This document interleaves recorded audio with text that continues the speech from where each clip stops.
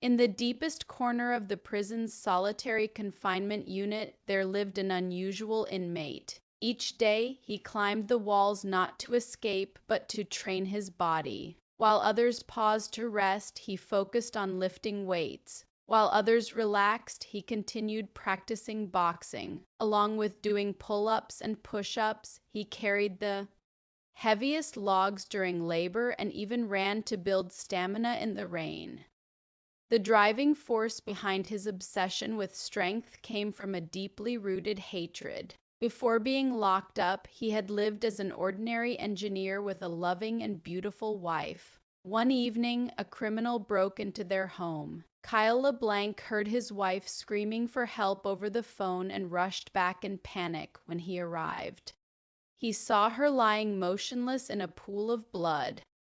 Later, Kyle LeBlanc succeeded in capturing the attacker and brought him to trial. However, to his shock, the rich criminal bribed the judge and was declared not guilty, walking free. Seeing the shameless expression of the man who murdered his wife, Kyle LeBlanc was overwhelmed with burning rage. The moment the trial concluded, he grabbed a police officer's gun and shot the criminal dead, taking revenge for his wife. But the real tragedy was still ahead. Kyle LeBlanc received a life sentence and was sent to the most dangerous prison in the region where inmates were brutal and violence was routine. The corrupt guards ignored the constant fights and killings. Upon entering, the prisoners were forced to give up all their belongings. One guard became fixated on Kyle LeBlanc's wedding ring. When Kyle refused to surrender it, the guard violently assaulted him and took it by force. Inside the prison, there was a cruel inmate named Andre who took pleasure in tormenting the weak. Kyle LeBlanc's cellmate, Billy, was frequently targeted by Andre while the guards ignored it because of his bribes. That night, Billy's painful screams echoed across the cell block, keeping Kyle LeBlanc awake the entire time. The following day, Kyle LeBlanc saw Billy's miserable condition and Andre's arrogant expression, which immediately reminded him of his wife's killer. Unable to hold back his anger, he struck Andre in the face, leading to a fight between them. The guards stepped in, but they only detained Kyle LeBlanc, exchanging a knowing look with Andre, clearly sharing a secret understanding. Afterward, Kyle LeBlanc was thrown into a small, dark cell, the most horrifying place in the prison. He looked down at the sewage flowing beneath his feet, releasing a strong, unbearable stench. The walls were covered with the blood of a former inmate who had taken his own life, sending chills down the spine. Every day he was given a bowl of foul pig-like slop as food. Sleeping meant lying on a hard stone slab beside the filthy pipes. Kyle LeBlanc could not endure it any longer. In the middle of the night, he ripped apart his prison uniform and twisted it into a crude rope, planning to hang himself. But the poor quality uniform failed him, even in his attempt to die. In frustration, he turned to the wall and began smashing his head against it again and again, briefly, losing consciousness. At that moment, a moth drifted in front of him, hovering for a while before landing beside the food bowl. Kyle LeBlanc lifted the bowl and the moth came to rest on the spoon as if urging him to eat and stay alive. Deep within his mind, Kyle LeBlanc recalled his gentle deceased wife and his desire to live returned. He forced himself to swallow the difficult food one bite at a time.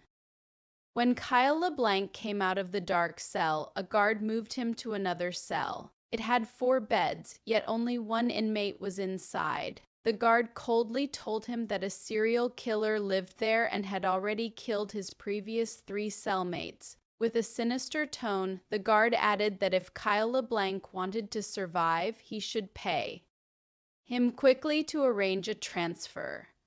Soon after, Kyle LeBlanc was locked inside, and only then did he realize it was occupied by a dangerous man known as 451. Fear took hold of him, and the next day he approached the guard and handed over all the money he had managed to collect, hoping to be moved. The guard took the money but said it was not enough. Kyle LeBlanc understood he had been tricked but had no choice except to endure it. He slowly discovered that the prison was split into three main factions that were constantly at war. The man he had offended earlier, Andre, was not only the second in command of one faction, but also the prison's fighting champion. This prison held a brutal fighting contest where winners rose in rank while losers were beaten to death. The guards and the warden knew about it and secretly supported it because it earned them large profits. Andre's group did not intend to let Kyle LeBlanc off, and while they were working, they seized him and beat him with guards watching from the side.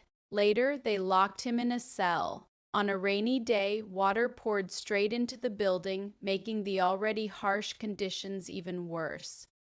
In his deepest despair, Kyle LeBlanc finally realized one truth. In this ruthless place, only violence could protect him. He began training like a madman, climbing walls, doing pull-ups and push-ups, hitting sandbags, lifting weights, carrying loads, and running for endurance. After months of intense training, Kyle LeBlanc entered his first fight, and his opponent was none other than Andre. As soon as it started, Kyle LeBlanc was struck, taking a heavy blow to the stomach. He was completely overpowered, but he endured the attacks and found a chance to strike back with one punch, then two, then a flurry of blows. Andre recovered and continued to strike without mercy.